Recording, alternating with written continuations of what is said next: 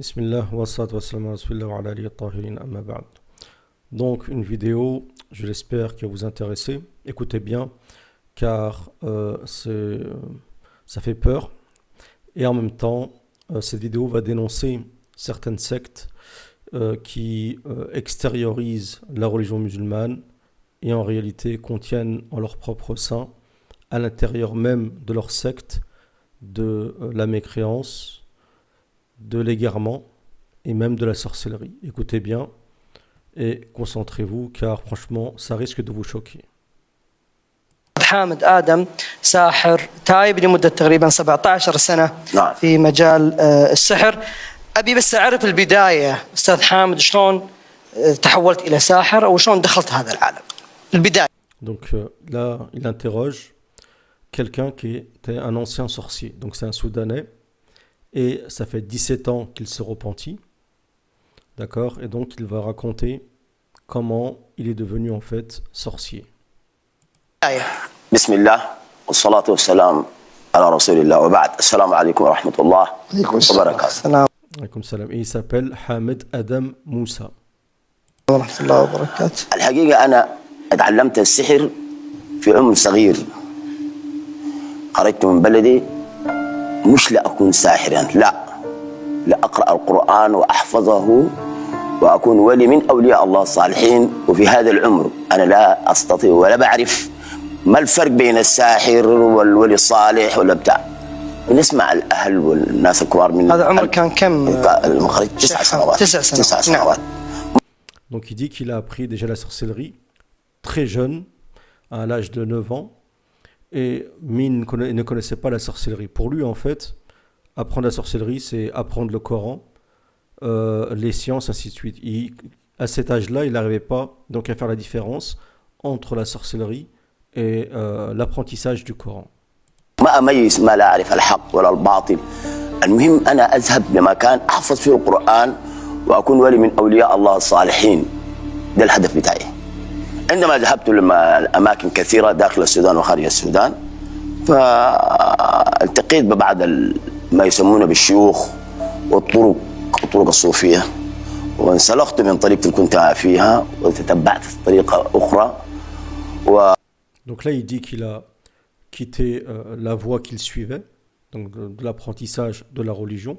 Il était sûrement dans un groupe et il dit qu'il est parti donc au Soudan rejoindre donc des groupes soufis. Donc il faut savoir qu'au Soudan, il y a des groupes soufis qui font des hadarat, vous savez, qui se mettent en transe, ainsi de suite, et ils tournent un peu comme les derviches vers le Nil, et ils tournent comme font les derviches turcs, les adeptes de Rumi.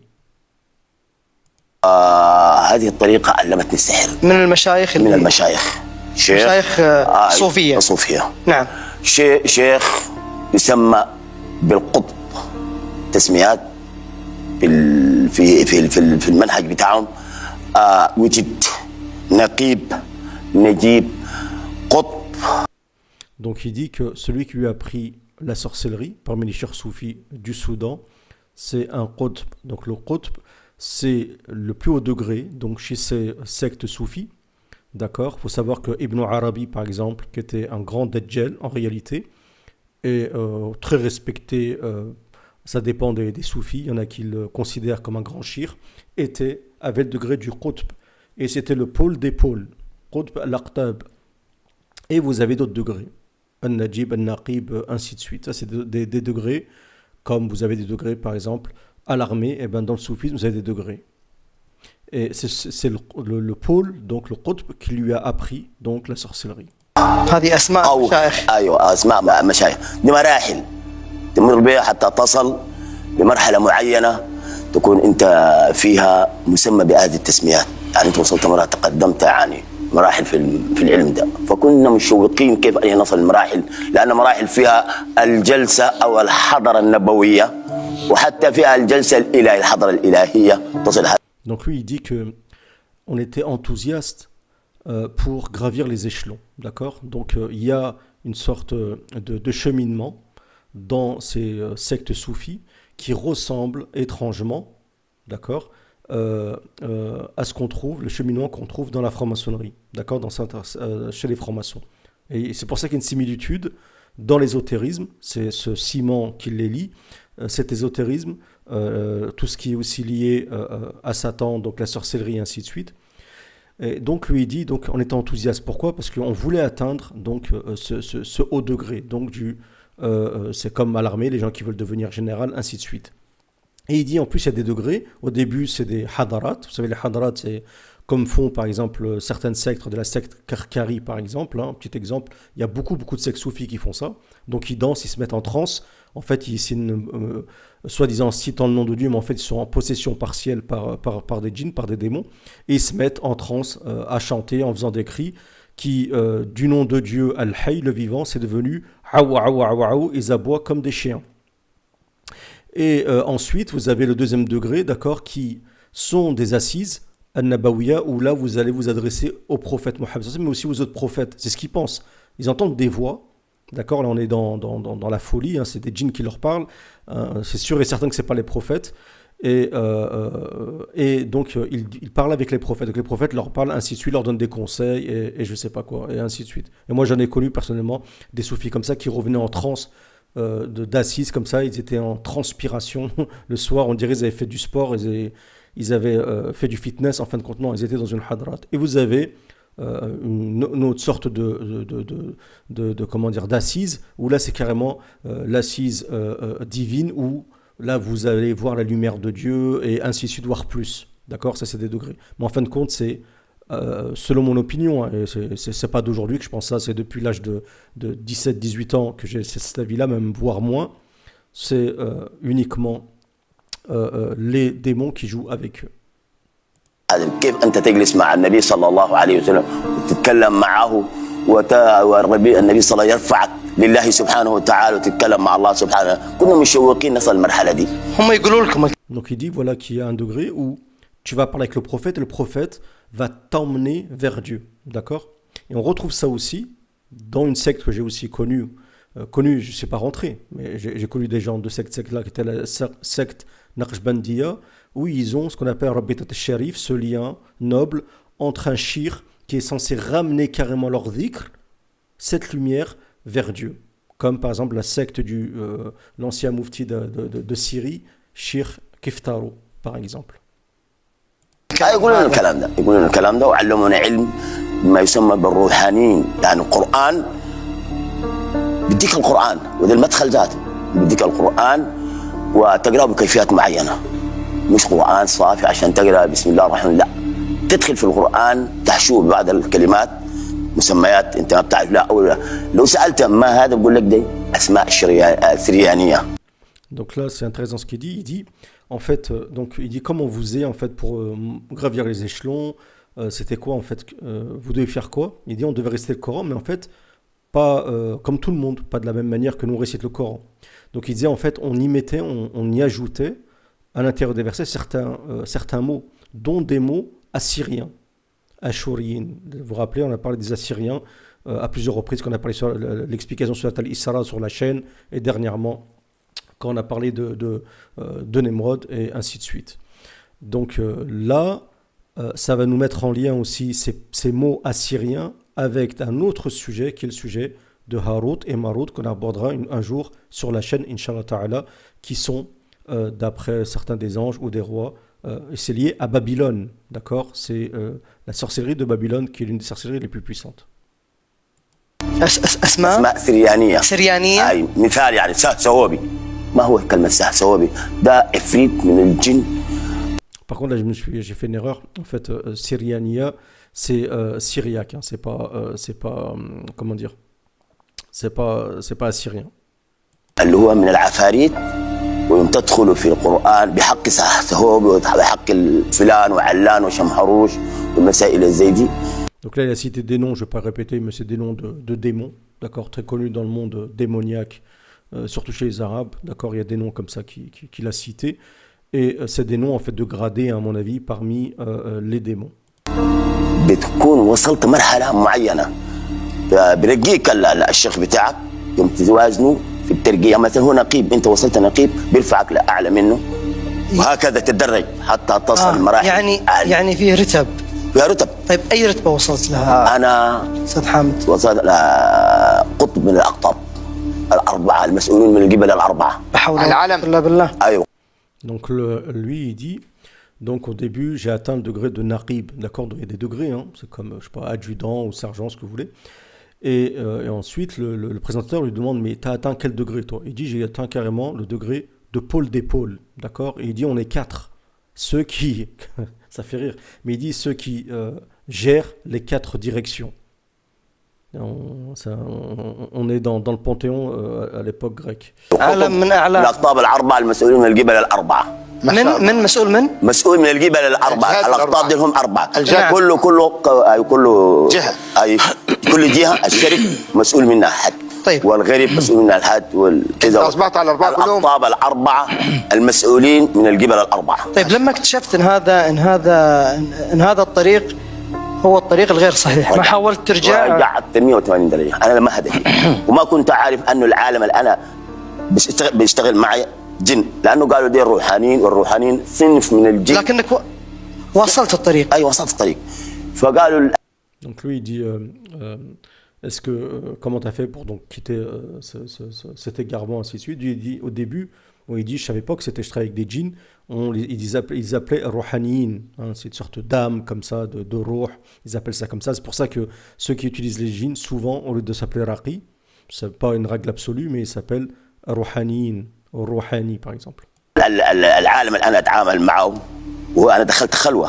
الخلوة معناها الاعتكاف باللغة العربية، تعتكف في موقع معين.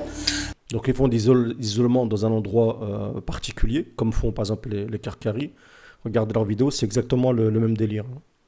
Après, bon, je dis pas qu'ils font de la sorcellerie, mais en tout cas, peut-être ça arrivera un jour, mais en tout cas, c'est le même procédé.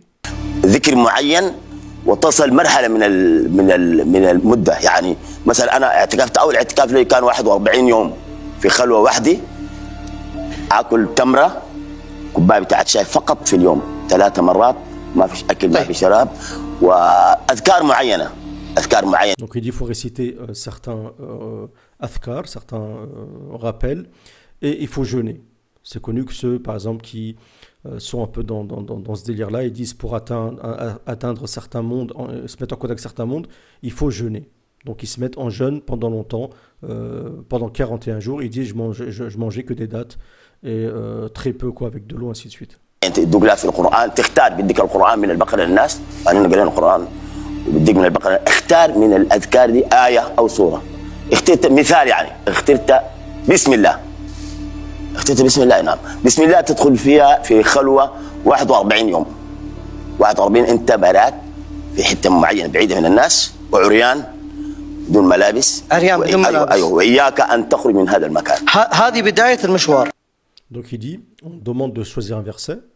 Une fois que tu es tombé sur un verset, comme il dit par exemple de Bismillah, ensuite tu vas dans un endroit où tu t'isoles et tu n'as pas le droit de sortir de cet isolement pendant par exemple 41 jours, et tu es nu et tu vas réciter en fait que dire Bismillah pendant cette période. هذا بداية المشوار عشان تخش للعالم الآخر. طيب مني قال لك راح سوي. Vous voyez, il dit afin d'être contact, de rentrer dans l'autre monde. En fait, c'est le monde djinnique. Hein. Cassez-vous pas la tête. Hein. C'est pas le monde angélique. Je peux le confirmer à 1000%. Ça, c'est clair et net. Hein.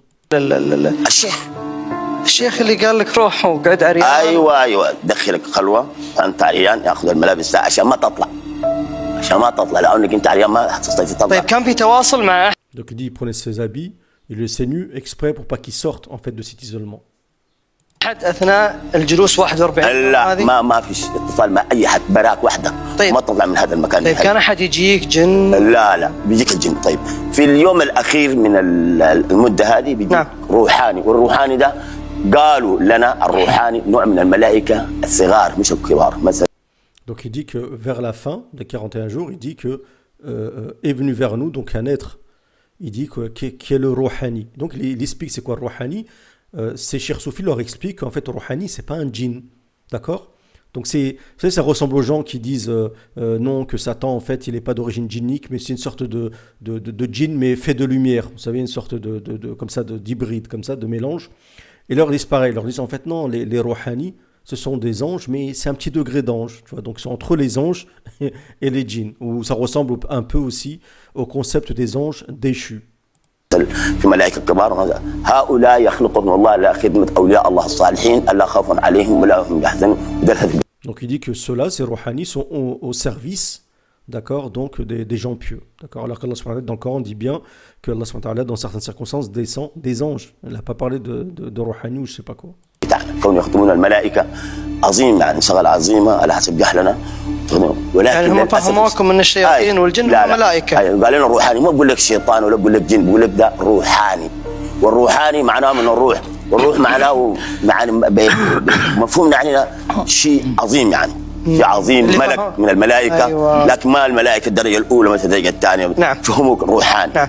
لكن ما بقول لك ده شيطان ولا بقول لك ده جن، ولو كان فهمونا أنه ده شيطان ولا جن. Donc ils leur disent pas que c'est des djinns ou c'est des démons, ils leur disent voilà, c'est comme je dis, entre les deux, ce sont des êtres qui sont en dessous, en deçà des anges de premier, deuxième degré. Car effectivement, dans les anges, il y a des degrés. ما كان علمنا العلم هذا. نعم. ايوه. هم فهموه ان الروحاني هو نوع من الملائكة. نوع من الملائكة. أيوة. هو في الحقيقة لا عكس. طيب الموضوع. لو اخترت آية أو سورة من القرآن نفهمك كيف تقرأها. مثالا لو بسم الله كيف تقرأها في الخلوة هذه؟ هلل مسب هلل مسب هلل مسب هلل مسب. استغفر الله. استغفر الله. أعوذ بالله من الشيطان الرجيم. Astaghfirullah. Donc il dit il leur apprend comment réciter donc le verset qu'ils ont choisi dans cette khalwa. Il faut réciter ce verset à l'envers, d'accord, tout simplement. Et là il l'a récité à l'envers. Il a dit Bismillah à l'envers. Bien sûr je le dirai pas, mais voilà comme ils s'y prennent. Pourquoi? Parce que faire les choses à l'envers, c'est la trace de Satan. L'antéchrist c'est la même chose. Comment dire, inversé, c'est l'inversion. C'est ce qui en ressort aussi dans les sagesses de la Surat al-Kahf, la Surat la caverne. عدد معين الليل كله لا لا عكس. بسم الله الرحمن الرحيم تقرأ من الرحيم الرحمن الله باسمي. الفاتحة كذلك. يعكس أي سورة أو أي آية تقرأها بالعكس وتدخل فيها في داخلها تحشوها كالسندويتش زي ما يقولوا. طيب احنا طبعا. Donc il dit tu récites à l'envers et tu introduis ça en fait lorsque tu lis le Coran. Et bien sûr qu'il y a d'autres choses encore. Donc je ne sais pas s'il y a comment dire je pense qu'il y a peut-être une vidéo un peu plus longue que celle-ci. Donc si je la trouve et que ça vous intéresse, on refera donc une autre vidéo plus longue en continuant donc à partir de ce passage-là, s'il y a cette vidéo-là. Donc voilà, donc faut pas vous faire avoir. Donc ceux qui vous disent qu'ils vont vous soigner, faire ruqya avec un rouhani ou je sais pas quoi, ou des gens, des soufis qui veulent vous emmener dans des délires de réciter je sais pas quoi, même s'ils vous disent que c'est réciter, faire du dhikr, ainsi de suite, dans des conditions qui ne sont pas de la sunna, parce que Satan utilise des biais pour vous égarer, d'accord. Et ça lui suffit que vous faites quelque chose qui n'est pas dans le Coran et la Sunna pour vous égarer, d'accord. Il va s'y prendre par étapes, d'accord. Et il suffit de voir dans quel état les gens sont lorsqu'ils font soi-disant les hadarat et que soi-disant ils sont en contact avec les anges ou je sais pas quoi pour comprendre que tout ça en fait c'est de la fausseté. Et il y en a qui se sont rendus compte, il y en a qui sont sortis de là, mais le problème c'est que après beaucoup d'années et dans un sale état psychologique. Parce qu'une fois que vous vous mettez en contact avec le monde des djinns, je l'ai répété plusieurs fois, c'est fini, vous êtes foutus, ils vous lâcheront jamais. Donc voilà, donc méfiez-vous de ça. Et j'espère que cette vidéo vous a plu. Et si vous voulez la suite, et que je trouve la suite, dites-le moi dans les commentaires et on fera une vidéo sur la suite de cette vidéo. Je vous remercie pour votre écoute et n'oubliez pas de partager, d'aimer la vidéo, de vous abonner pour ceux qui ne sont pas encore abonnés ou qui regardent les vidéos sans être abonnés pour savoir les vidéos que je vais sortir. Je vous remercie pour votre écoute.